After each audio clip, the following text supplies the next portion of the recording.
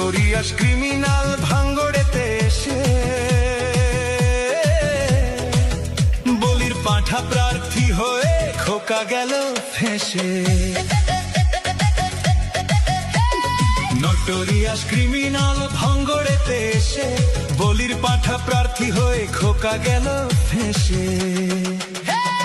মাছ চোর শওকাত মাছ চোর, ঘুম বাঁধা কাজর শওকাত মাছ চোর, মোখালির গাঁজাখোর শওকাত মাছ চোর, সকাল সন্ধে রাত ভোর শওকাত মাছ চোর।